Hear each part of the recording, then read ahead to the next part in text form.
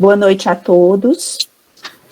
Nós queremos dar as boas-vindas ao nosso público no dia de hoje, em especial às nossas ilustres convidadas. Professora Isabela Por Deus, seja bem-vinda, professora, e doutora Dion Johnson. A professora Isabela Por Deus, só dando alguma informação aqui sobre as nossas convidadas ilustres. A professora Isabela é graduada em odontologia pela Universidade Federal de Minas Gerais, com mestrado em odontopediatria pela Universidade de São Paulo e doutorado em epidemiologia e saúde pública pela University College of London, em 1991. Ela é professora titular em odontopediatria da Universidade Federal de Minas Gerais, minha colega, compõe o grupo assessor especial da Diretoria de Relações Internacionais da CAPES. Ela é atualmente presidente da Sociedade Brasileira de Pesquisa Odontológica, preside o Comitê Assessor da área de Ciências da Saúde, PRPQ, da Universidade Federal de Minas Gerais, foi coordenadora do Comitê de Assessoramento, área de Odontologia do CNPq, e ela coordenou a área de Odontologia na CAPES, tendo sido representante titular da área de Ciências da Vida, na Câmara de Ensino Superior do Conselho Técnico Científico, de 2008 a 2010, 2011 e 2014. Foi vice-presidente da Sociedade Brasileira de Pesquisa Odontológica, de 2016 a 2018, pertence ao Education Committee da Organization for Safety and Asepsis Procedures, OSAP, foi diretora adjunta de Relações Internacionais da Universidade Federal de Minas Gerais, de 2006 a 2009, e pró-reitora adjunta de pós-graduação da Universidade Federal de Minas Gerais. Coordenou e planejou a instalação do Espaço TIM da Universidade Federal de Minas Gerais do Conhecimento, atua na interface Odontologia, Epidemiologia e Ciências Sociais. Sua linha de investigação versa principalmente sobre os seguintes temas: promoções da saúde, qualidade de vida, epidemiologia da saúde e biossegurança. A nossa outra convidada ilustre, a doutora Dion Johnson Richardson, tem desempenhado o papel de liderança em saúde pública e em programas estatais de saúde oral durante sua carreira. O foco de sua carreira tem sido a abordagem às necessidades de saúde oral de populações vulneráveis, incluindo minorias, portadores de doenças crônicas e de necessidades especiais. A doutora Johnson possui 25 anos de treinamento e experiência em promoção de saúde oral, prevenção e direção de programas de saúde oral para populações vulneráveis. Sua busca incessante para eliminar as disparidades de saúde oral tem sido uma força guia no caminhar de sua carreira em saúde pública. O desenvolvimento e a implementação de intervenções e estratégias para abordagem de doenças orais em populações auxiliou o desenvolvimento de sua compreensão sobre os impactos de determinantes sociais de saúde e suas perspectivas na redução dos impactos na melhoria da saúde oral das populações mais vulneráveis.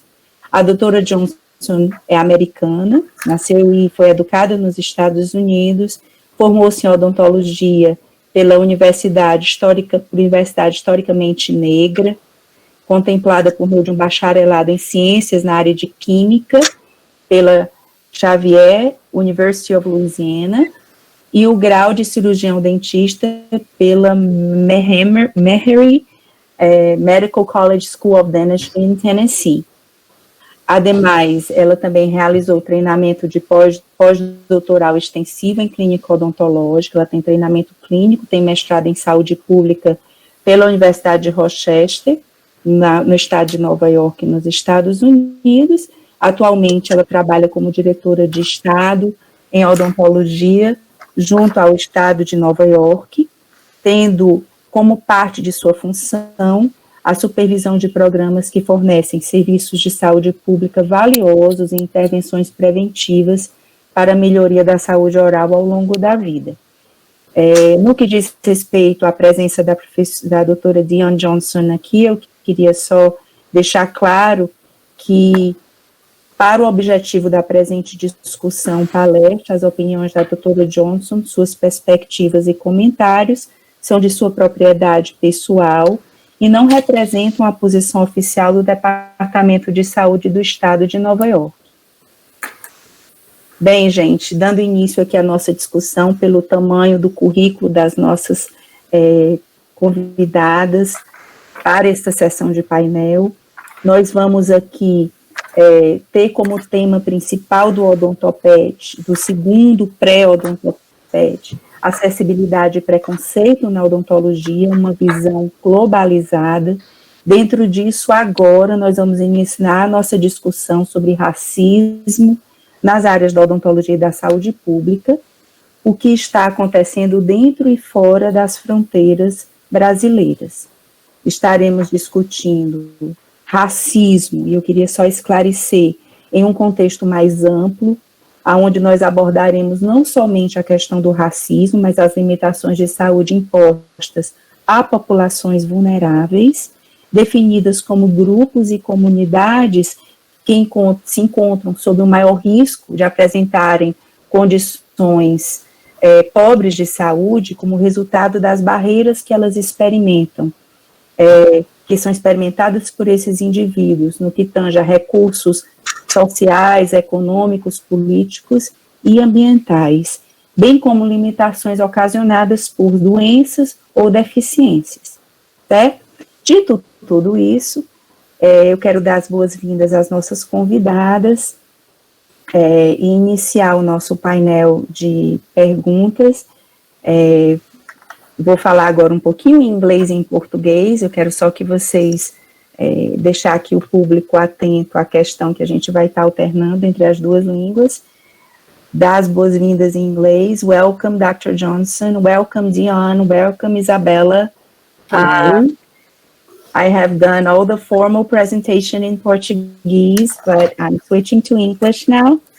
And we're going to begin our discussion session. I have already, Dion, so that you understand, given some of the outline of your area of expertise in your work, also spoken a little bit about Dr. Isabella Por Deus. And I'm going to ask questions in Portuguese, and then I'm going to ask them subsequently in English, and our discussion will be in English, and when needed, I will translate a few things to Portuguese, and probably Dr. Isabella Por Deus will do the same. Okay, Dion, Isabella? You don't expect me to speak Portuguese tonight? No, you don't have to speak Portuguese back to us. You're good. But you can try if you want. You're welcome to try. I bet it's going to be perfect. I'm joking. Yeah. Only a few words that Dr. Fontella's taught me. Exactly. I taught you some words. You don't? Oh, okay. I think we could begin by discussing some terms. I think not everybody who is watching us tonight is very familiar with all the public health terms that we're going to be using. One of them deals with racial inequities. So I'm going to ask the question in Portuguese, and then I'll come back to English so that everybody understands.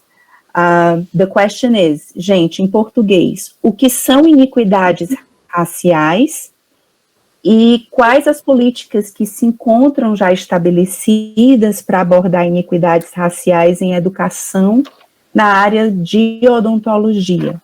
What are racial inequities and what policies are established to address racial inequities in dental education? I think we could start discussing this issue, and Dr. Isabella, do you want to begin, and do you want to start? Be a pleasure. Then we can go back and forth between both of you, who starts and who ends. Okay.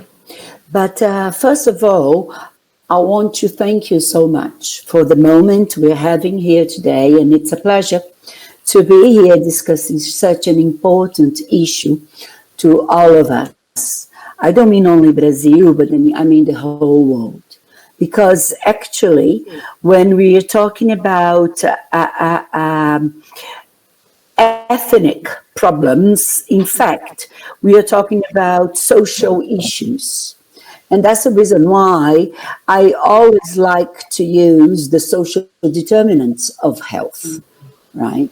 Because it's closely related to the historical background of a country, right?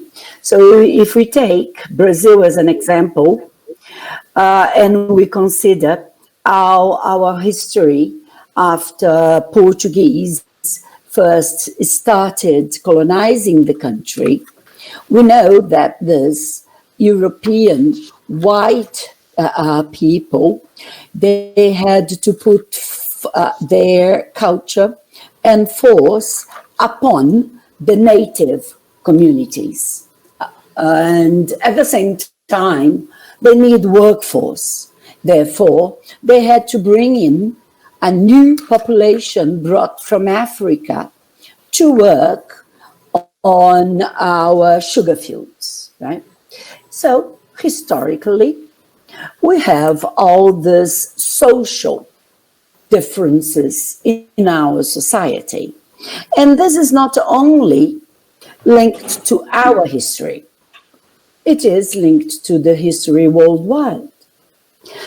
And therefore, social determinants of health is such an important issue because it covers a broader view of what inequality really is.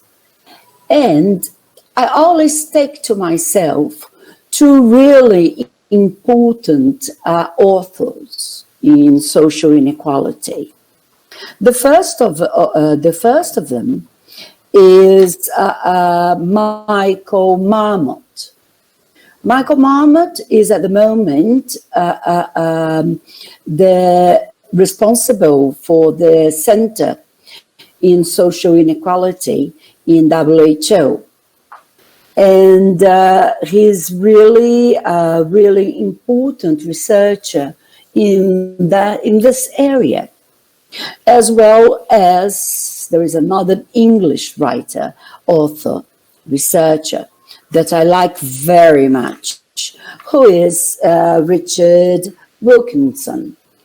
Richard Wilkinson, in mid-80s, he was asked by the British government to write the first report on social inequalities in the UK. As he brought up his results, Margaret Thatcher, then the Prime Minister, did not allow it to be published by the government. Therefore, we have kind of the first book on social inequalities, which is called The Black Report. Black, not because of the color black related to ethnicity, but because of the black cover of the book, meaning that it was forbidden by the government. And Richard Wilkinson was the main researcher. At the moment, as well as Michael Marmot, they are both turned into sirs by the Queen, right? So that means how important the research is worldwide. So I think we first should start considering the social determination regarding health and everything else. Access to health, quality of life, and so forth, right? So I think those would be my first words. They're perfect words. Really interesting. Yes. I didn't know a lot of this history behind these issues, and I can see it's much more complex. I have a feeling that us, the rest of the public, who is not actually studying these issues, what we see is like the end game of a much bigger scenario, in a very complex scenario that dictates what happens, right? Dion, what are Absolutely. your what would be your position? Well, what I'd like to add to that is the history, and Dr. Produce, right? Am I pronouncing that correctly? Yes. As Dr. Produce described, the history of racial issues or discrimination, if you will, is Okay. individualized in various countries. However, there are a lot of similarities, as have been experienced in the U.S. Slavery began in the U.S. in 1619, and there is still a lot of individuals that are not aware of the extensiveness of what that history has resulted in for the race that has been most affected by it. And, I think we could probably talk for hours and hours, but I would like to segue into, and certainly agree with Dr. Producer on the issues around social determinants of health and how, they really wrap around and help us to understand the complexities that exist and contribute to racial disparities and equities. And we like to use a lot of terminology in public health. Since you asked us, Dr. Fontelis, to describe inequities, I first thought of, as dentists, we're very visual. So I first thought of a picture that I saw to describe the difference between inequities, because for a time before now, I think maybe when I first started off in public health, we talked a lot about equality. Right? Yes, absolutely. And so there was all of this talk about, we need to get equality. Well, we strove for equality, but yet left inequities. And so I think we've come to understand the difference between the two. And if you can think about equities, and this is for the students to help them understand,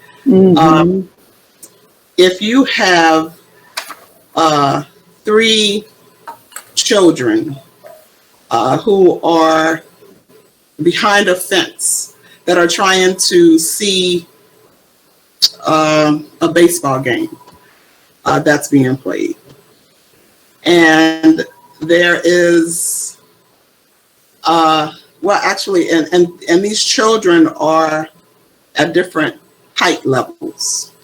One might be very petite, another medium size, and another taller.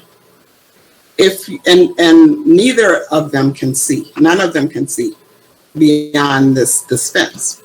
And if you gave them each a box of the same size, height, depth, width, not the depth and the width don't matter, but height, and you told them to stand on this box so that they could see a little bit better, you will find that in many cases, only maybe the tallest one, this may have helped him or her to see because of their height. But for the shortest one, that box that's the same or equal to the size of the box that the others have may not be sufficient enough for him or her to see. So that's equality. They're all given the same box to stand on. However, equity would be that maybe the shorter child needs 2 or 3 boxes to stand on so that they could be at the same level to see whatever the event is that they're interested in seeing. And that is really at the crux of equality and equity and inequities. impacts and what has occurred in the racial divide. Oftentimes, because of social determinants of health, these inequities exist. You know, we can give a whole group of individuals access to a certain resource, but because these other compounding factors impact their lives, they're not able to utilize that same resource that may have been given to someone who has less impacts on their life. So it would make sense to say that these inequities, they have a link, so to speak, with the geographical area in where you're at. Does it? Or geographic area, culture, or job, culture, everything. Yeah, all of those things. I really like the analogy you made using the 3 kids. I really like that. I'm going to use that example from now onwards. It's excellent. And it's excellent because it's excellent because it's exactly that. Mm-hmm. Equity means giving different opportunities to the different ones so that all of them can reach the same point. And that's exactly what you're doing when you're giving different height of boxes to the 3 boys, right? Or 3 girls, right? Right. Yeah, perfect. I really loved that example. Me too. It makes it very visual. I could see it. Easy to understand. Yes. Very Thank you. good. Yes, yes. And it's closely related to our history. Absolutely. Right? Completely related to our history.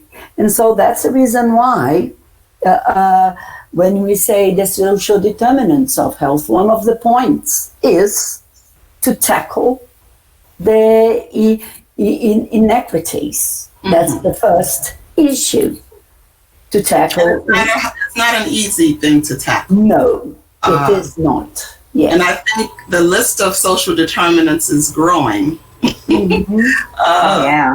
Certainly they have to deal with environmental issues, as you mentioned, cultural, genetic tendencies, and several others.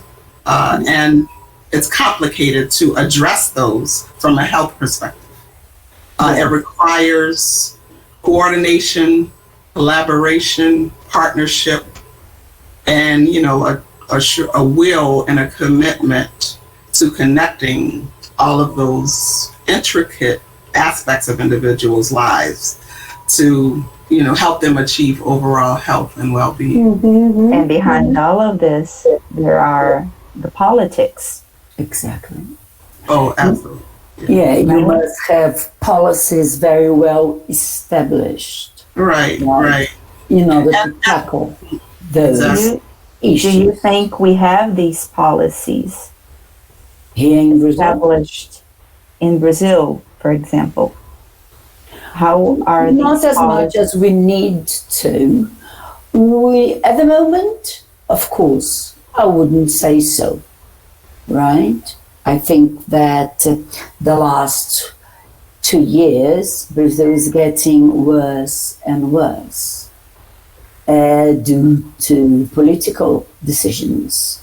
But we need much more to be done, because when we consider income distribution in our country, yes, we are one of the worst countries in the whole world. Absolutely. Regarding the difference unequal between rich and poor. So that means the gap is really huge, and therefore we're going to need some time to change that, and it will be difficult to change because the wealthy is not gonna be ready to open or to help those in more need, I would say that, because the control is in their hands. So, which means it's even more difficult. And as we say that, of course, in our country, we're talking about the people that were here first, our first communities, our indigenous population, and of course, those who were forced to come to Brazil due to slavery. Once they started their life in a lower position imposed by the Europeans, it's difficult to change, I would say, 400 years of history. You don't change that in a snap. You see? And they are understood as vulnerable population by the Ministry of Health in Brazil. Yes. As I believe it is the same in the U.S., right? Leon, am I wrong? Yes, we have. The Native Americans also have specific. Set asides and policy to help support those communities. I think the Native American population probably has fought really hard and has gotten established settlement monies and resources to help support their communities so that they can live outside, if you will, of the U.S. Government restrictions. So they have their own community and set of rules. However, the U.S., through public policy, has set aside funds to support them maintaining, their culture and the life and the reservations that they live on. Mm-hmm. Mm-hmm. So they have some autonomy from, the structural aspects of the U.S. And I think Dr. Produce was describing, what we have come to know as, with the 400 years, that this has been in existence. There's been structure developed around the lifestyles of those who have and those who have not. And we've come to know that, and from a racial discrimination perspective, as structural racism. And so we're starting now, and researchers who have done a whole lot more work in this than I have, are starting to unpeel the layers of structural racism, see how they have impacted underrepresented minorities' ability to just to sum it up, to live with the equalities that we were talking about earlier. So that's been really at the crux of our current work, I believe, in the U.S. to break down structural racism. Sometimes from a policy perspective, a lot of it, has to be done through institutions. We're talking about dental education here tonight, or it's going to be a part of our discussion, main part of our discussion, and I think. I will put myself out there to say that I think without, solid evidence on this, I think this dental education or education in general has been an area that a significant amount of resources have been apportioned to resolve Absolutely. this. In dental education specifically, in the U.S., I can say that there has been several programs that's been developed to help address racial inequities in education. So we have had nationally recognized nonprofit organizations, federal agencies, in partnership with educational institutions, state and local entities, to provide support for programs that help to enrich the educational experiences of minorities and underrepresented minorities and populations. So there have been what we call pipeline programs. Mm-hmm. Some of these pipeline programs begin in the middle school. We call it middle school, so like when you're 5th or 6th grade, and upwards to high school, and even in college. These programs have supported minority students who either express an interest in medical, dental education specifically, we'll talk about that, and offer them opportunities to shadow dentists in educational institutions or in private practice. The federal government, through our National Institute of Health, still sponsors in some of our research centers enrichment programs for college students who are from underrepresented minority populations. And I've even had the opportunity to mentor a few at the University of Rochester, Christian. Yes, I remember.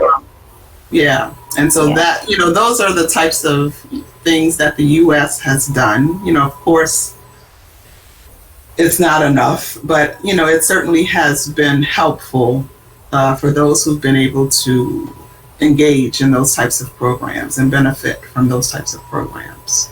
And I think in more recent years, as we look at the educational status of students, we've assessed that science and math are troublesome for children who come from these disparate communities. Mm-hmm. And so there's been a lot of emphasis, support from private and public entities to develop STEM programs, which we call STEM is an acronym for science, technology, engineering, and medicine. And so those programs have even been funded at the elementary school age level. So, from kindergarten on up, these programs are now starting to support students so that we can, build up, foster, and enrich educational status to help them, be competitive for the spots in the dental schools and such. Reduce the differences, right? Mm-hmm. I said reduce differences and allow equal opportunities, or as equal as it can be, for these different for minorities since elementary school. Right. And I think, perceptions, that's another word we can throw out there. Perceptions of a person's ability, can often be jaded by the color of their skin, because of what they have not been exposed to traditionally in terms of, the good education or, the best quality education. But that all of those things are, again, structural. They're not cognitive, so we don't, when we're born, we have the same components of our brain. And, some get nurtured with, really quality level resources and others are not. So these programs help with that. That's great. We have a question here from one of our postgraduate students that it says, I'm going to read it in Portuguese and then I'll translate it. Quais os tipos de políticas públicas você acha mais efetivas para reduzir as iniquidades raciais? What type of public policies you think would be most effective to reduce racial inequities? Good question. Comes from somebody from the public health field, I believe. As far as I am concerned, I think Dion has mentioned it already. It starts with education, because education empowers people. And it's not only the sense of empowerment, which means having control over your life, but on top of that, education provides you better opportunities in life, such as a better job, better income, better place to live. Better health. Consequently, right? Because as Michael Marmot says in his book, every sector is a health sector. So whatever you do, towards society, you're gonna have an impact on health. And I'm not talking only about life expectancy, for example, but the quality of life. You live longer and better. And those with the social gap, they have a shorter life and also a harder life regarding health. So, I mean, education for me is the first one, right? And that's one of the things I believe our country, Brazil, talking about Brazil now, needs to consider and work hard on, because not so long ago, our public schools, the schools run by the government, they were very good schools. At home, my brothers, they studied both in state-run schools. And I come from a middle-class background. My father is a lawyer, you see? And nowadays, when we look at our schools, what do you think we see? We see the difference of what is taught in a private school and a state-run school, a public school. And I'm talking about something like 40 years ago, which is not such a long time ago, right? If you consider the history of a country. And I think we've lost quite a lot regarding the first years of education in our country. And when we consider the pandemic, I bet some of you are parents to children who are attending school. And all the private schools, they kept on with their activities. Yes. Because at home, That's right. that child has got a computer, has got parent to support him, her, doing his school activities. Exactly. But That's very real. yeah, on the other side, those children coming from a poor background, they do not have any kind of facility. First of all, the schools were not prepared to provide education to those children. And even if they had sold, the children would not have access to it because they do not have computer, Wi-Fi. Absolutely. Of the we are going through that in a way at the universities, at our public universities here in Brazil. It is expected that all our students, there is this understanding, this illusion that everybody has access to internet, that everybody has a computer, that everybody is able to actually access all these information, and that's unreal. That's not what we see.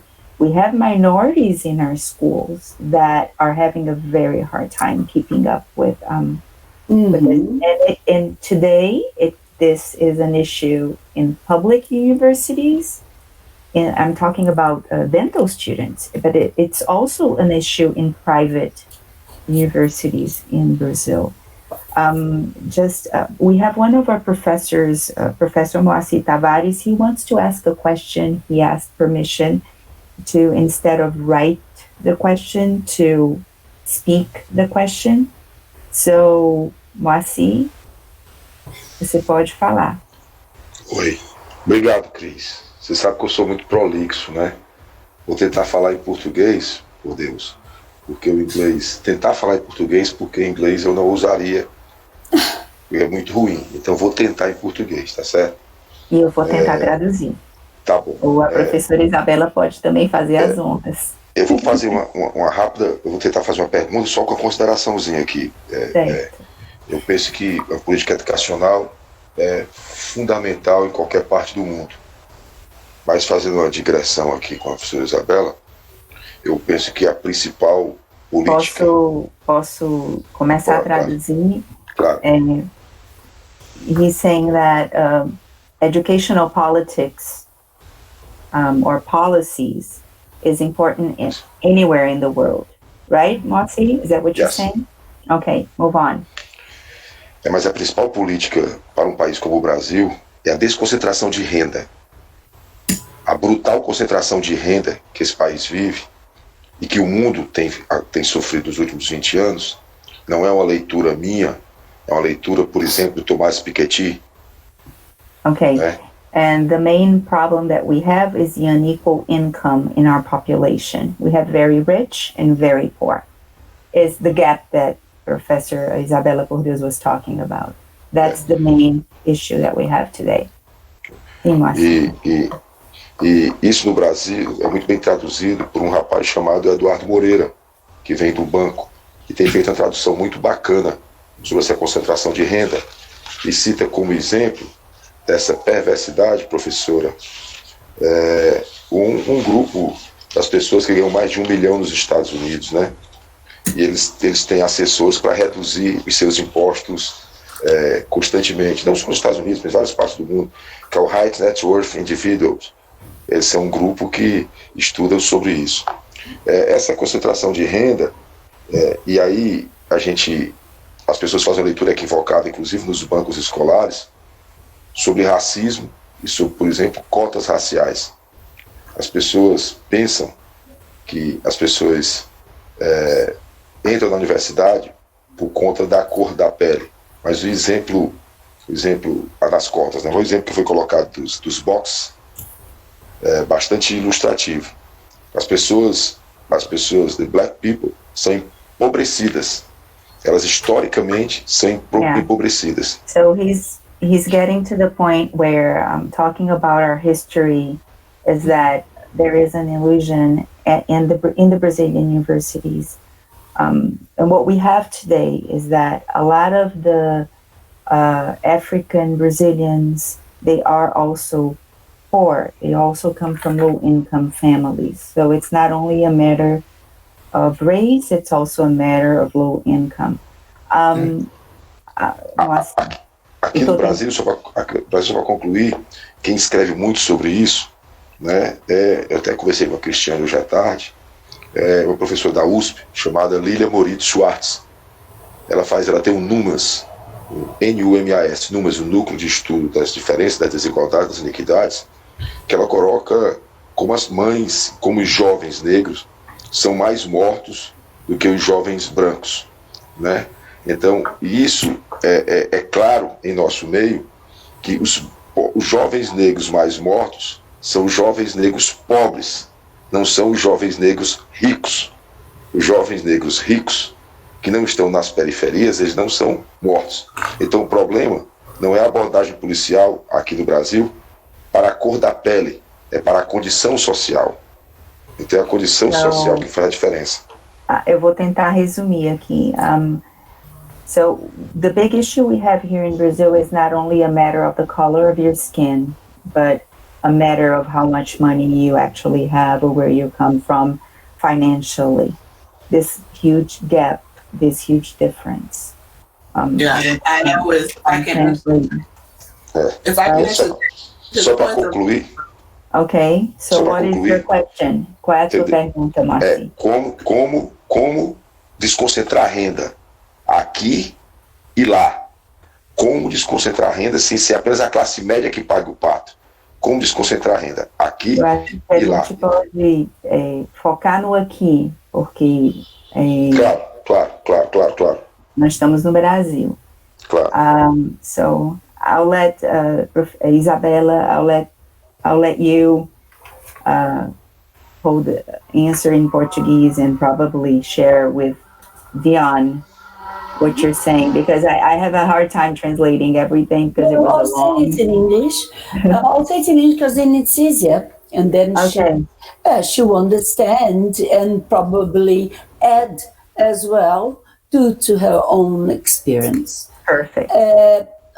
Of course, the first thing I said is that one of the biggest issues in Brazil is the wide gap between rich and poor.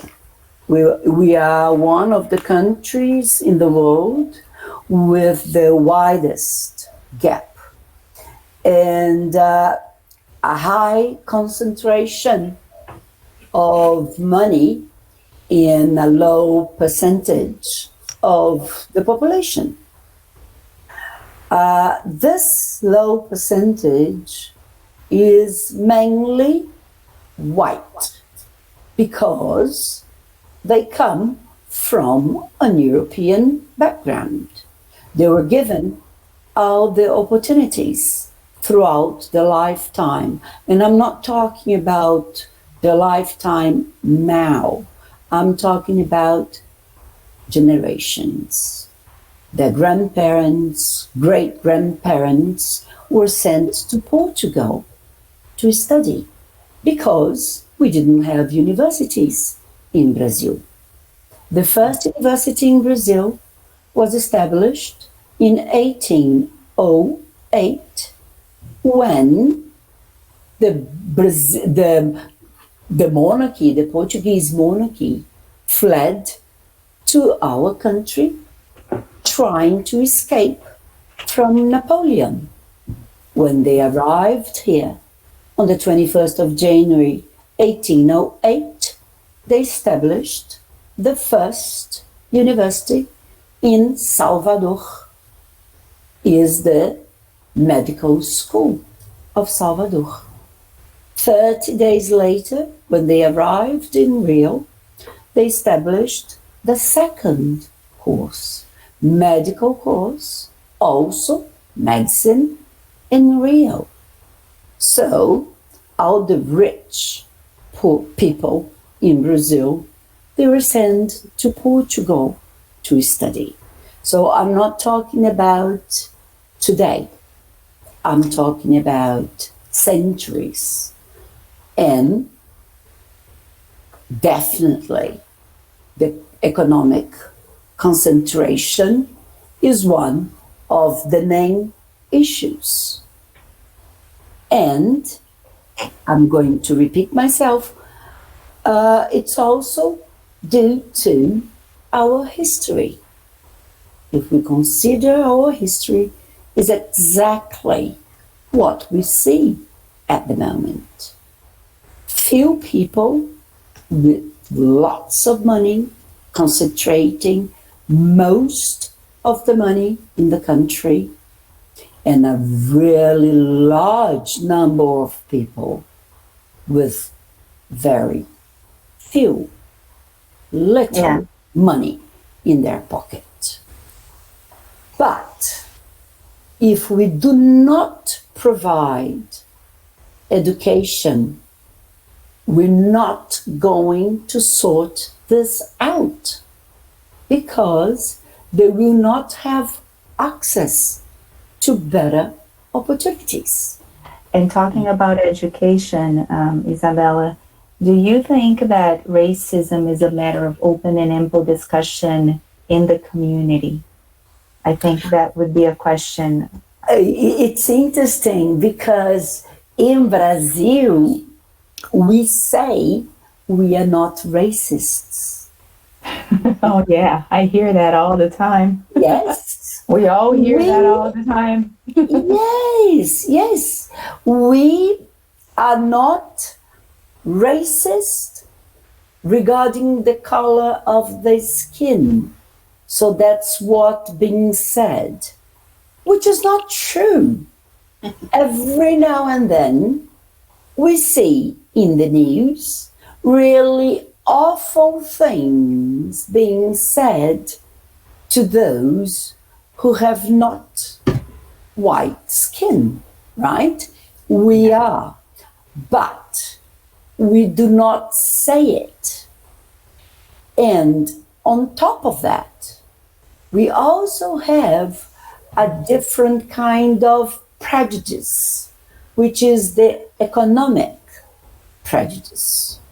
If a person has a white skin, let's put it that way, and that person is poor, we also look down on that person, on her or him, because of his social economic status. However, most of those with dark-colored skin are poor. Which is a double burden. Which is a double burden. Exactly. I think that's what not have a large were trying to say. Yeah. We do not have an impressive number of Black people who's wealthy. We do not. Just have a look at our private schools. How many children are Black? 1, 2, 3, the most, right? So, of course, we have an economic issue here. Yeah. We do. Very true. That's very true. True. And again, I go back to our history. It's all about history. Absolutely. Exactly. And no, that's exactly when we discuss the structural racism. That's what we're talking about. Right. So, Dion, what's your take on all this? Do you think in where you're at, do you think there's an ample discussion about the issue? Do you think it's an open discussion? Do you feel it needs improvement? Well, I'd just like to latch on to what Dr. Perdue said about the wealth gap. And okay. I don't know if this will be comforting to you or discouraging, but, the U.S., with all of its wealth acquired, is not, when you look at it holistically, from the broader perspective, is very similar in terms of the wealth gap. I think there was a time period when, I think probably during certain periods with over time in the U.S., there, was more wealth opportunity. There was more opportunity for poor people to move into the middle class and middle class into the wealthier classes. But in today's day and time, economists or have surmised and calculated that the wealth gap is increasing. We call the wealthiest people in the U.S. the 1%. Mm-hmm. So only 1% of the population has all of the money, and people are getting poorer and poorer over time. And why is that? I think for all of the reasons that you mentioned, even in the U.S. with all of our wealth and resources, if you will, policies even that help support where we are. But I will also say that I do believe what you started off with in your comments is that knowledge is power. So despite all of that,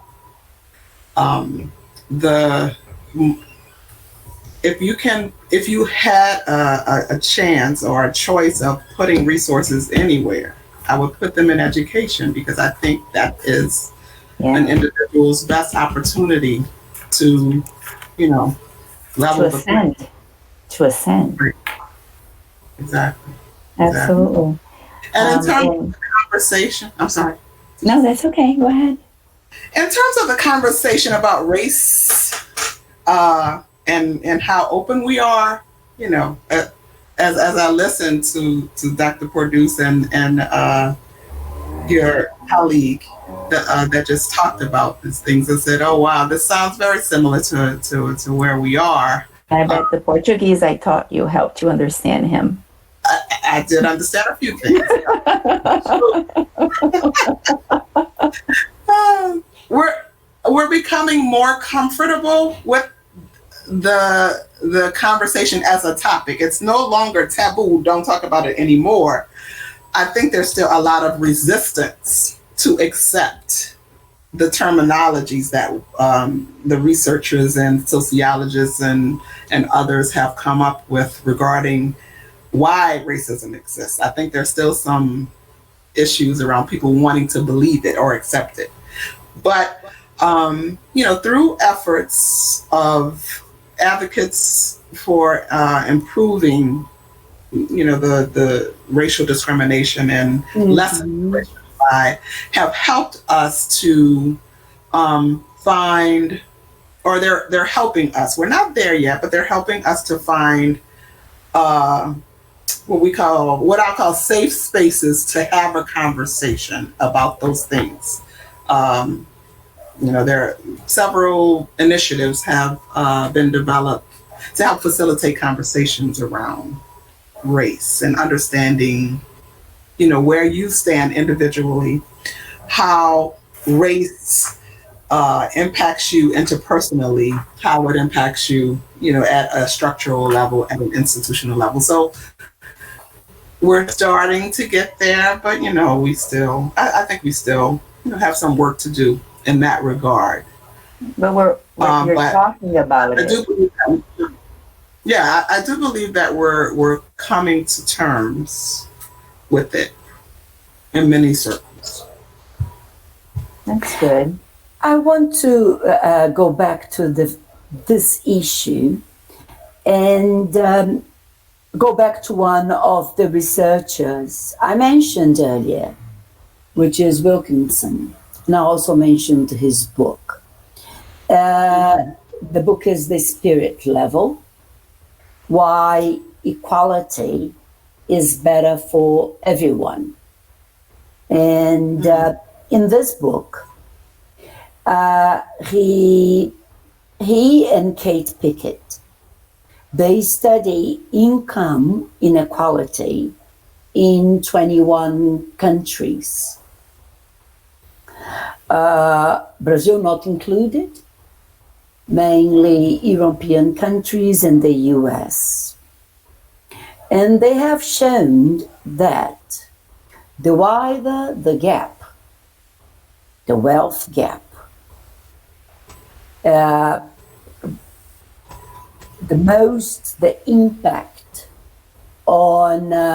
bigger the impact in a series of conditions, such as trust and community life, social mobility, violence, imprisonment, health, mental health, drug use and abuse, obesity, teenage pregnancy, child's well-being, and, of course, education.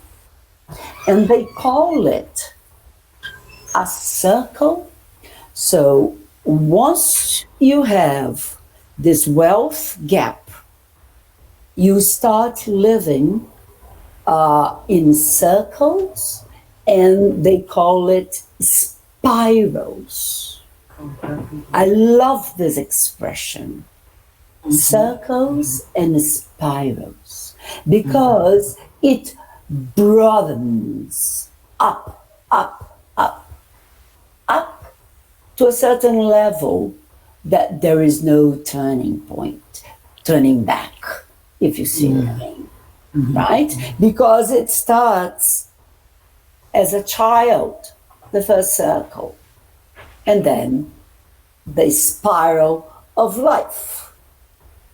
It takes you into certain conditions that there is no turning point. No, you cannot come back from where you are.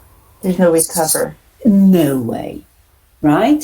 And all due exactly to the point Moacir mentioned. The wider the gap, the wealth gap, the worse these conditions are, right? So I agree. So Yeah. I have a couple of questions here. They're related. I'm going to read one. It has to do with what we're talking about, with what we're gonna discuss soon. So I'm just going to read them. I'm going to read it in Portuguese first, and then I'll translate it to English. Do ponto de vista da organização do sistema público de saúde, que tipo de ações, programas podem ser implementados no sentido de reduzir especificamente as iniquidades raciais em saúde? So the question is, from the perspective of a public health system organization, what type of programs or actions could be implemented in the sense of reducing specifically racial inequities in health? I can start with sharing some examples of what's been done in the U.S. That would be interesting. Yeah, as we've mentioned before, there have been some federal agency set-asides, government set-asides for what we call entitlement programs to help address some of the, the lack of resources in poor communities. And I'm not sure to what extent this exists in Brazil, but we have had laws that have appropriated money, we call it social services support, that have offered, regular income or resources into communities where people don't have money. Specifically around public health issues, along with social, some of the social programs, like we call it Medicaid. I don't know if you guys are familiar with our health insurance program, and the U.S. has certainly been involved. Your Medicaid is our SUS, S-U-S. Yeah, so that has been like the the blanket support for helping to provide access to healthcare. But in addition to that, we have had some additional legislation that has allowed appropriation of support to departments of health or state health programs that address maternal and child health. So these programs help women who are of childbearing age to seek prenatal care, for instance, and all other types of services. We have their food programs that are supported through these efforts, as well as oral health. Many of our school-based oral health programs are often supported by these types of funds. So that's the way that we have structurally, or through federal government support, have tried to address, or working towards addressing these disparities in underserved populations. And they can't exist alone, though. It requires partnership at the local level.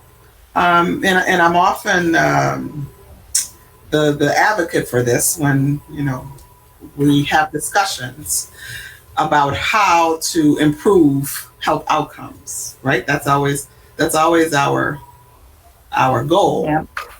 But there are a lot of in between steps that lead us from, or I'll use oral health for instance, to good oral health. There are a lot of things, all of these social determinants of health. So to whatever extent, and this is my belief, whatever extent we can engage community at the local level to help leverage the resources that come from the state government, the federal government, I think those are the best ways that we I think can see successes. One area that I think we have been most successful in as it relates to providing, developing policies that leads to appropriations for support of education has been a program called Head Start. And this is a program to help developing. So the Head Start program is still going on? Absolutely. Or has it changed? So it has evolved since the 90s, right? Evolve is a strong word. I think they are maintaining and, I think keeping up with the changes in society. I think they've been very good at maintaining their mission that I think was developed at the outset of the program, but they have done very well in taking what exists in terms of issues and problems in today's day and time and utilizing the local supports to help provide services to women. My mother was a Head Start teacher, so she taught kindergarten many years, through the Head Start program, and back then it was really mostly education oriented. So, the kids would come to the daycare centers that we used to call them back then. And, they would get educated by the teachers and such.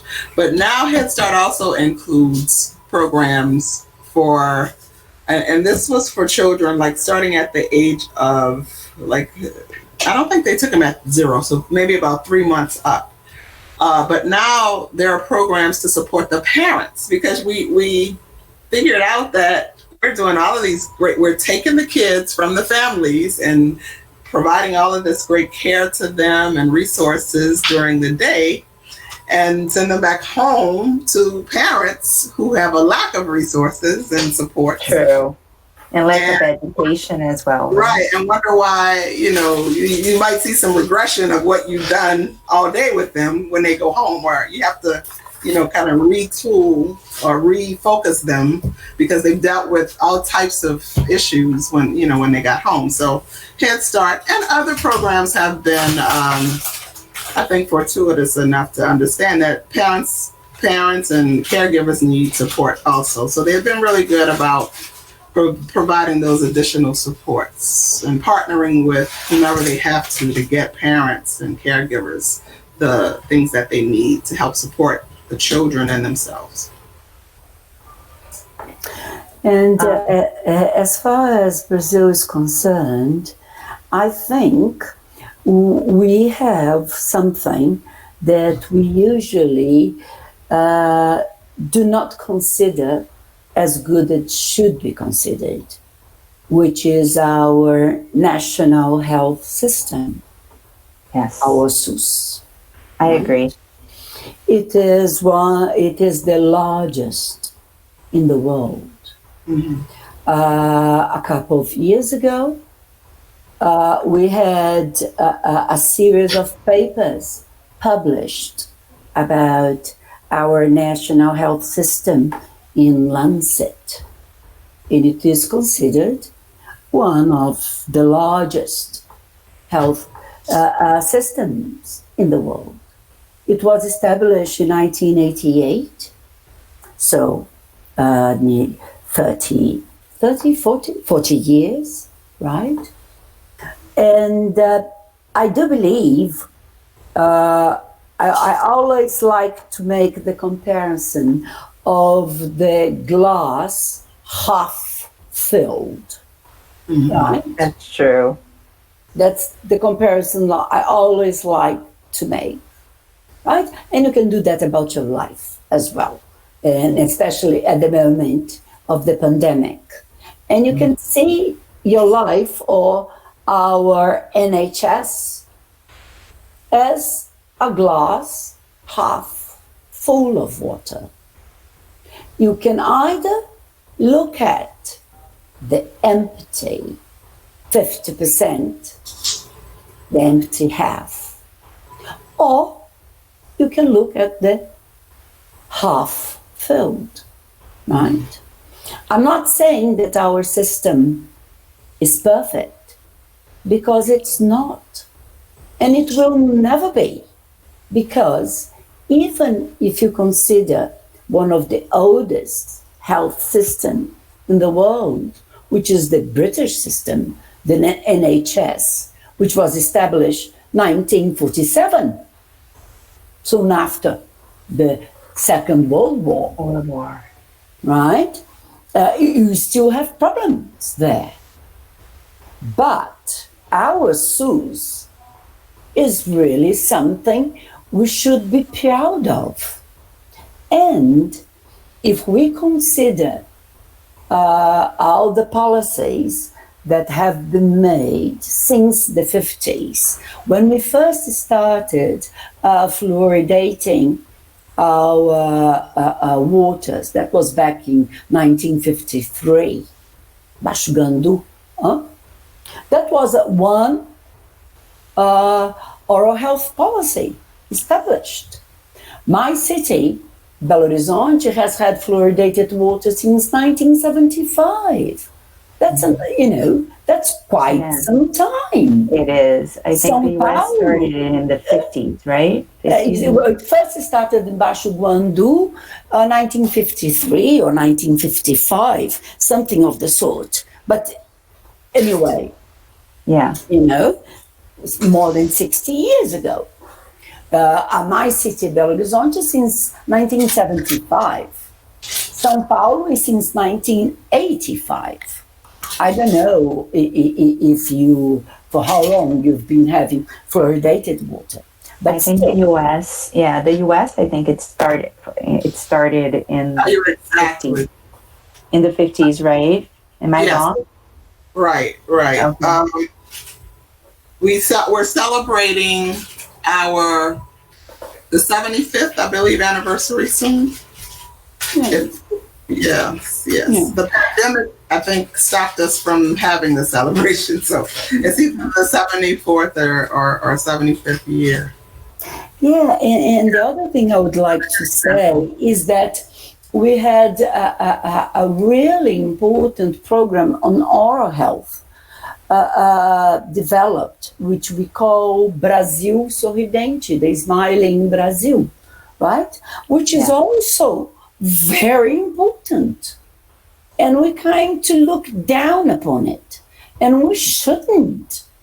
Okay, can we improve? Definitely. There's plenty of room for improvement. For approval, yeah. Yes. Yes, but we're always looking at the glass half empty. It's a Brazilian thing. Yeah, I don't know if it's an American thing, but it's definitely a Brazilian thing. If you consider right? We have something, right? Many countries do not have what we have, right? And I repeat, I'm not saying it's perfect. I'm not saying it covers the whole population. I'm not saying that. But at least we have something, right? I agree. But I also want to put something extra in that discussion of ours. The decisions health professionals make when they see a patient. There is plenty of research now, even in dentistry, saying that health professionals, they have racial bias when making a clinical decision. Mm-hmm. So that's something we must also tackle, right? The very first study I read about this, it was published in the New England Journal of Medicine. That was something like 25 years ago. I cannot be that precise. But they had like 4 actors. One white male, white woman, black male, black woman actors. And they all had the same words and expression, pretending they were having a heart attack. Right? And this video was shown to physicians, and they were asked to provide what kind of treatment they would give to those 4 patients. The best treatment was given to the white male. The second, the white woman. The third, the black male. And the fourth and worst, the black woman. Mm-hmm. Right? So this is one of the first studies I've read. And after that, a series of studies have also been performed, they've been developed, and they all confirm that we, as health professionals, we have a bias when we decide upon a treatment. And there is one piece of work, really nice, developed by Arnaldo Caldas in Recife about dentistry. Recife is in the Northeast. Yeah, close to you. Yeah, close to you. Recife is a big city in the Northeast region of Brazil, so that you can visualize. And it was published in Community Dentistry or Epidemiology, something like 2005, something like that, 15 years ago. And it was interesting because they interviewed, I'm not sure if it was an interview or if the dentist answered the questionnaire, but it doesn't matter. And they had to decide about what kind of treatment they would provide to, let's put it, a decayed tooth. Mm-hmm. So the question was the tooth. And then they would give who was the owner of that tooth. If it was a white or a black person, right? And then the same tooth, right? And guess what? The black people got the highest number of expressions. Yes. Yeah. This is a beautiful piece It's a simple, research. straightforward study that Yes. shows Everybody something. should read it. Yes, absolutely. I'm going to read it. Yeah, it's I'm going to read really it. I nice. never read it. Yeah. It's really nice, really nice. And then we go back to something we first started talking about, dental education. Mm-hmm. So who are our dentists?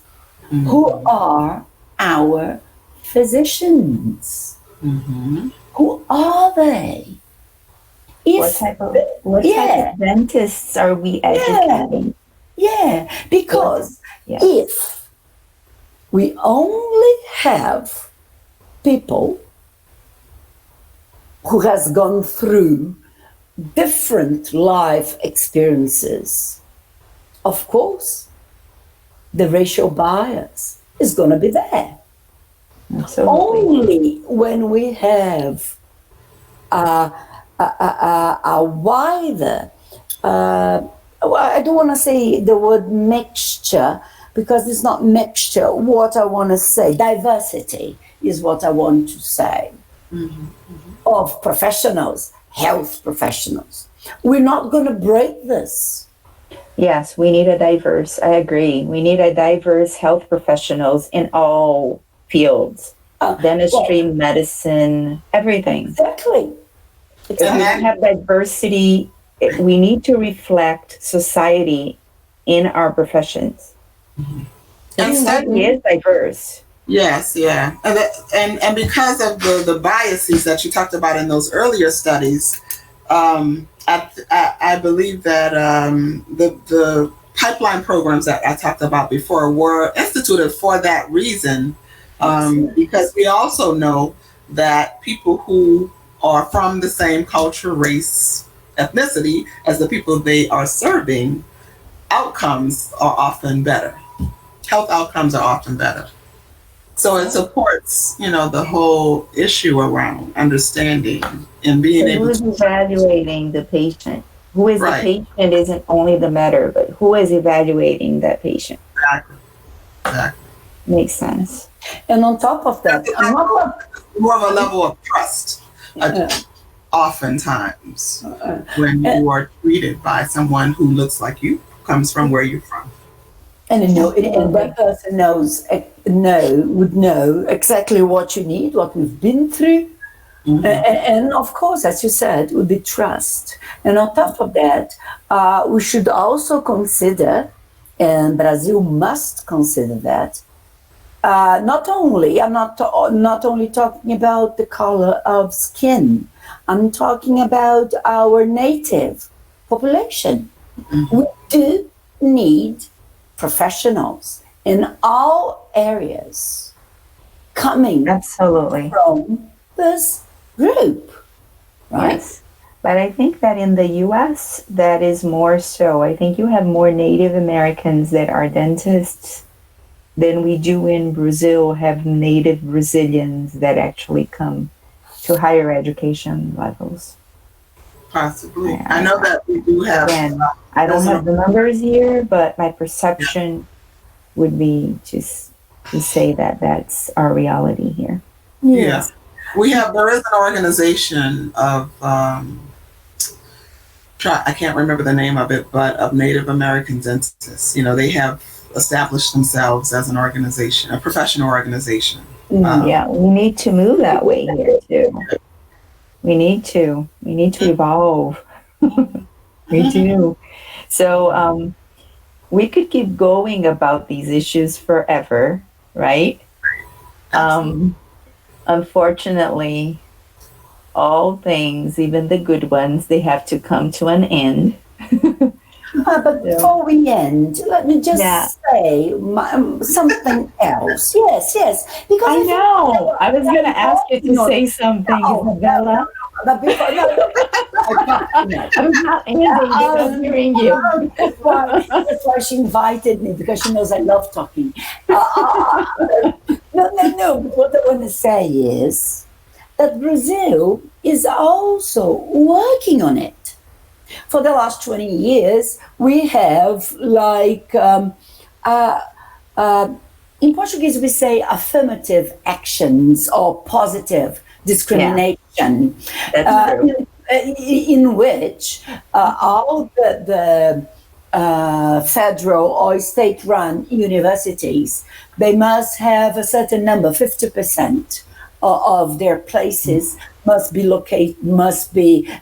drawn towards those coming from a poor background, either because they've studied in a state-run system or due to the color. And also, at the moment, this is increasing because we also have special selections to enter the university to indigenous population or native population. For example, in my dental school, we've already had kind of 10 dentists graduated. And they, Wow. yes, they all went back to their communities. That is awesome. You see, That is awesome. I don't know of our numbers here, but you don't have your federal university? I don't know of our numbers here, but I haven't heard of such high numbers. 10? I don't think we have. Around 10. I honestly don't. Well, 10 is nothing in regarding the numbers we need. But how long has this policy been in place? Well, I would say 6 years, 7 years, 8 years. That's quite recent. new. It's recent. It's new. Very recent. Yeah. But it could be that your location in the country, I don't know. We're probably further away from the areas where the natives are. I know we do have natives here too, but I don't know.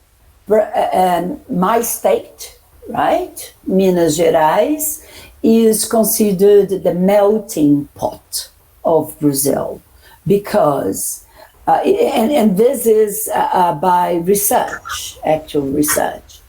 1/3 comes from European background, 1/3 from native population, and 1/3 from African population. So, and this is due to, again, history, right? Because of the mines and coffee and all the things we had. So that's why Minas Gerais is called the melting pot. Yeah? Different from the south, different from Bahia, for example, and Totally different. And different from the north region, right? Yeah. So, but again, I think we're doing things, not perfect, far from being ideal. Once we accept that we're never going to be perfect, because I don't think we ever will, nobody will. Right. We just have to strive to achieve perfection. And that's the beauty of imperfection, is striving to get there. That makes us human, and that gives us a goal in life and as institutions and in education and in all senses. So this is very important, this information you're giving us, because I didn't know. You probably have at your university. You probably do. Yes. I'm just in the dental school, I can't remember these numbers. Having a native population. No, I cannot. And I've been here for like almost 20 years, but yeah. And it's a special entrance to the university. It's especially for this group of people, right? So they're not competing with anyone else. It's especially is a policy towards this community. They're competing among themselves. Yes. Yes. Makes sense. And then they choose whichever course they want to take, right? Yeah. Which is important. So since we recognize that the problem exists, because it does exist. It does. Yeah, and we start considering and implementing action, well, that's the beginning of it, right? So I think there is, well, in Portuguese we say, I am Poliana, right? Yeah. You know what Poliana is? Yeah, of That course. person. I read the book. With a really positive Too idea. positive. Yeah. Yeah. You're playing happy. Yeah. Translating to English, Yeah, you're yes. playing happy. Pollyanna. Yeah, You say that in English as well, because if you always keep on looking down on things, nothing's going to happen. But then you see, you recognize the problem, you start tackling it. You know, so little by little, change will come. Absolutely. Right? So, well, that's the way I see it. It's very, it was very interesting because it's something we never really think about here as much. When we talk about racism, we think Africans, and we fail to actually consider that our natives are here too, and they need to be inserted in education with the same level of rights and opportunity to actually be, get to a point where they have reached higher level of education and they can either go back, which would be awesome, or not. It's up to them to make a choice. So we hope that they go back. We do. They do go. I think most of them would want to. They're very committed. They are very committed to their society, to their community. It is amazing how committed they are. Excellent. Interestingly, the ones I've met in Brazil and in the US, the feeling is the same. The level of commitment they have towards their community is very real and very strong. And proud. And they're very proud of being who they are. Exactly. I noticed that with the students I had the chance of working with. Really proud. And they really wanted to do something for their community. Absolutely. Yes. Yeah. Mm-hmm. So if we had to recapture everything we've talked about tonight, I was just use one of the questions we had here that I think would easily help us go back and look at what we talked and look forward towards what we want and where we want to get. So Raul wrote the question to Dion, but I'm going to just throw it out for both of you. He says, the history has demonstrated that the fight against racism is something old, that we have gone through a long way until here. We have walked along the way till we got to this point. And how do you evaluate this path? And what do you expect for the future? I think that was like a great disclosing question, a closure. It brings closure to the whole process that we've been discussing, Isabella and Dion. So I just left it to be the last question.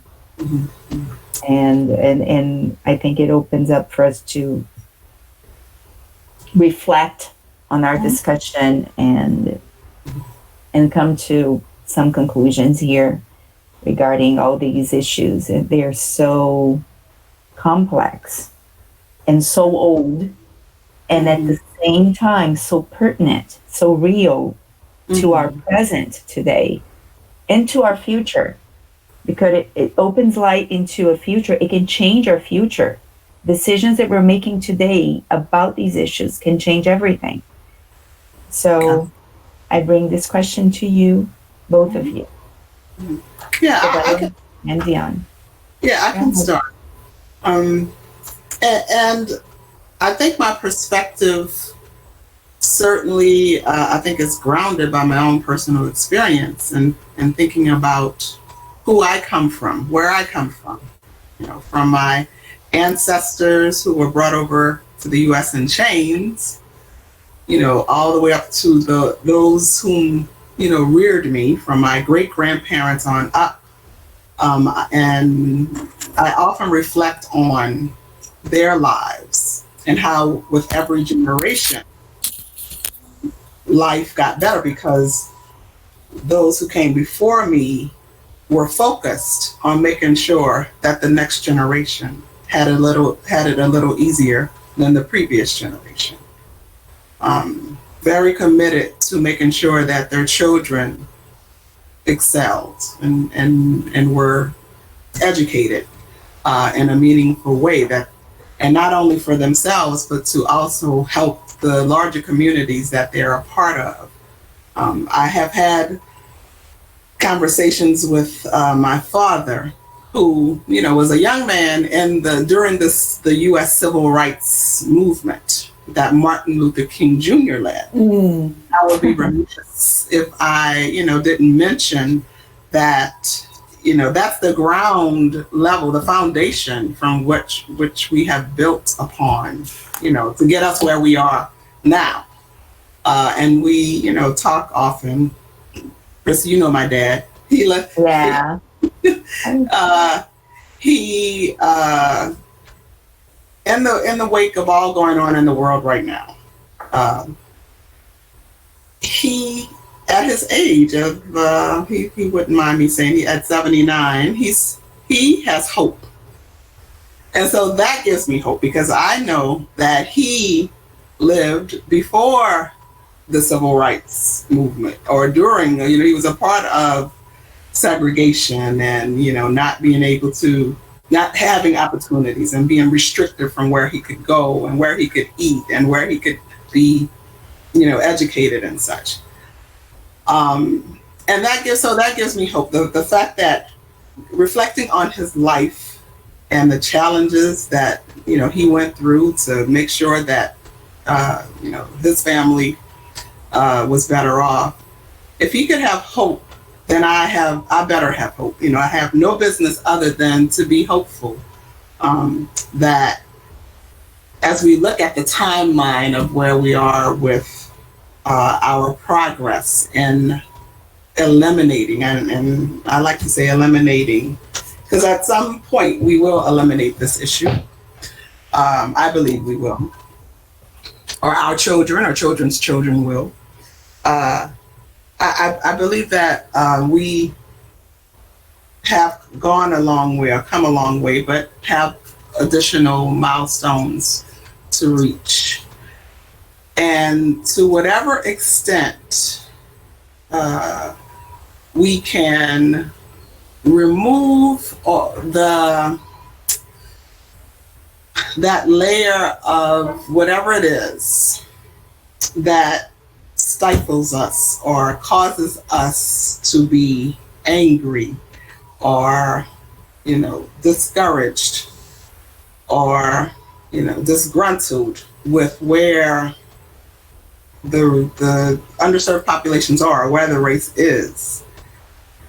If we could step beyond that point to the point where we're hopeful and grateful for being in the place where you are today, with opportunities as you have described, I think that is what launches us and what has kept me moving forward in spite some of the challenges that I have faced as a Black woman, that person on that lowest end of the minority totem pole. Mm-hmm. And to whatever extent we can operate, and I might be sounding philosophical here, but I think we are even starting to see in the research that love is really the center of of where we need to be in order to overcome these racial issues that have policy implications, that have social implications, that have health implications, because racism really is a matter of the heart. So even if the persons or individuals or structural institutions that you have to interact with are hard or have hard hearts, you stay open and keep yourself open to loving society in general and bettering yourself and the community that you come from. I think that will take you far. I have certainly benefited from the policies put in place through the Civil Rights Act that have prevented those who came before me to do a lot of the things that I have achieved. I do think that I have and hope that the students in your programs understand that they have the power to face or to build on where they are, so that they can be judged on the basis of their character, their professionalism, skill sets that they are gaining through this educational experience they're having, so that they can demand that they are not judged by their culture or the color of their skin. And as long as they keep discouragement down, as long as you stay encouraged and have hope, in the words of another civil rights activist who started what he called the Rainbow Coalition, he always, his tagline was always keep hope alive. So to whatever extent you can maintain hope, you can achieve whatever it is you want to achieve. There's no obstacle that can stay in your way. It might hinder you for a while, but you'll figure out how to overcome it. Yeah, Beautiful words. Yeah, I agree totally. Beautiful words and very real, Dion. Yeah. And I also think that having discussions like this will make things change. Because if we sweep the dirt under the carpet, Yes, Absolutely. it will never be shown. And if we talk about things openly, sincerely, then we can come up to answers. And what we're talking about here today, it's not only a matter of the color of your skin. We are talking about prejudice. And Absolutely. prejudice is more than that. And we must respect everyone, Yes. independent of their choices, independent of the color of their skin. And we're talking about here human rights. And in Brazil, I think we're improving, because we are now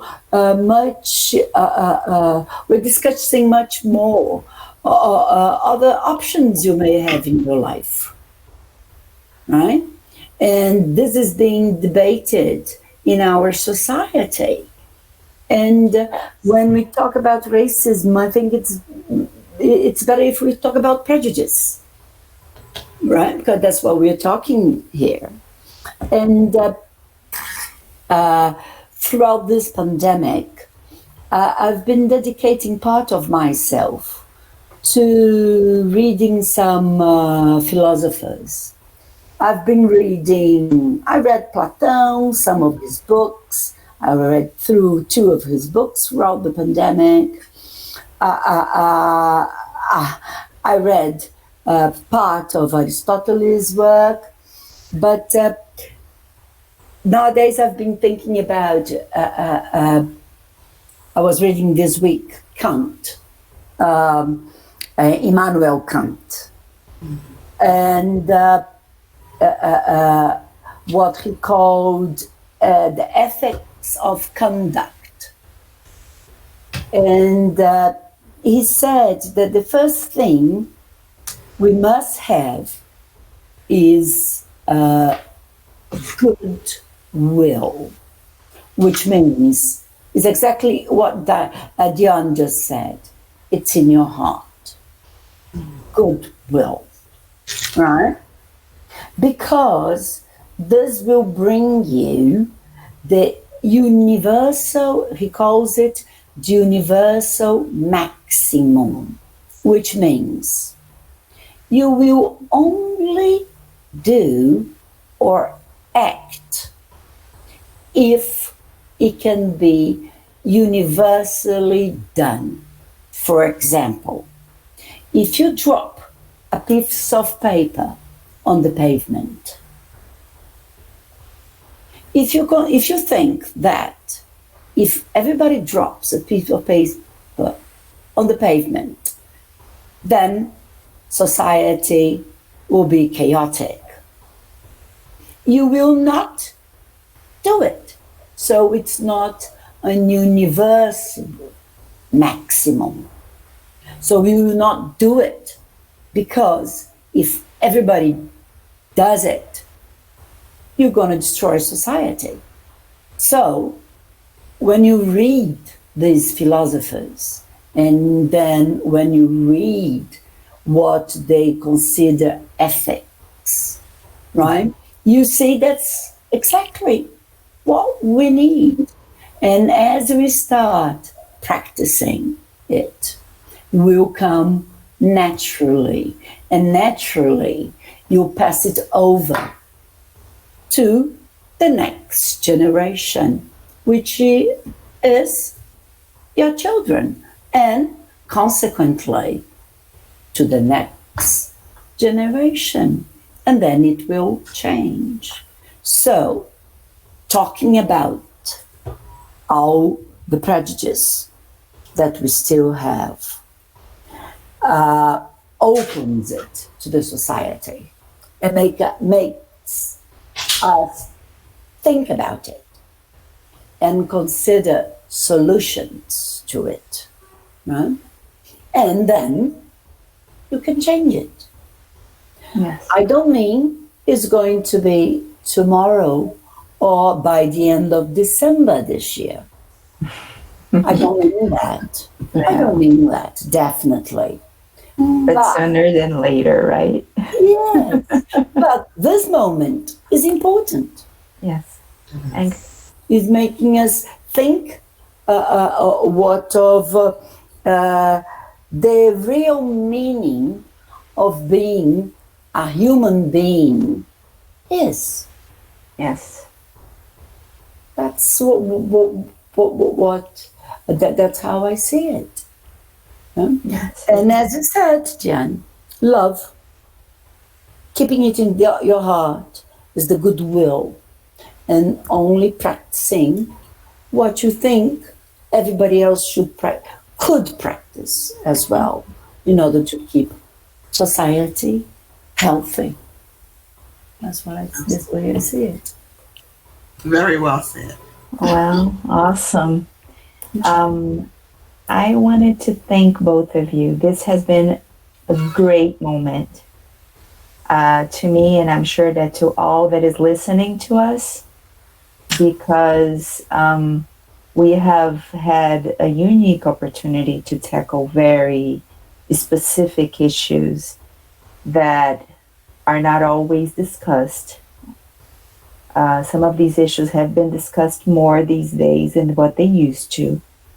But I think we still have to talk more about them, and we have to find solutions. And as both of you very clearly said, without talking, we will never get to an agreement on how to solve these issues and what to do next. so that in the future, hopefully sooner than later,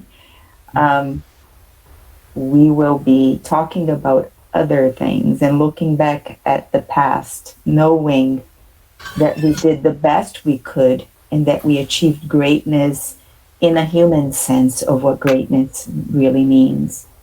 Not greatness in a necessarily a scientific way, because we're here talking about education, but making human beings more human, and being more human in spite of being dentists.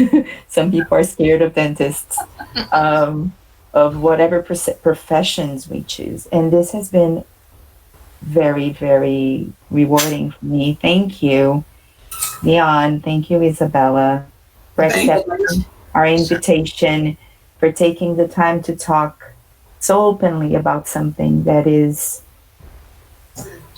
so not discussed enough, honestly.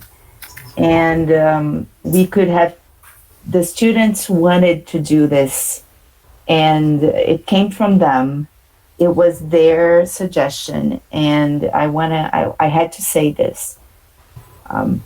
We could have talked about, filling teeth and restorations and cavities and periodontal disease, but the issues were, they were very clear. This is what we want to do. This is what we want to talk about. And I think that tells us a lot. So thank you so much. Thank you so much Thank you, for the Christiane. opportunity. I'm going to end the session now, and hopefully, Dion, you can come someday to visit Professor Isabella Perdeus in her university, and then make your way to Fortaleza, and we can end the day at the beach and have some fun. Me included. Oh, Isabella, you have to come. Okay. I thought, Yeah, we're going to the beach as well. Okay. Yeah, we need to schedule real time. Like, you both have to come here so we can have fun when all this craziness is finally over. And wishes of health to both of you. Okay. Likewise to all of you. All the best. Yeah. So, Thank you. Thank you so much. It was excellent. Absolutely. Excellent evening. Thank you so much for the opportunity. Thank you. Kisses and kisses and kisses.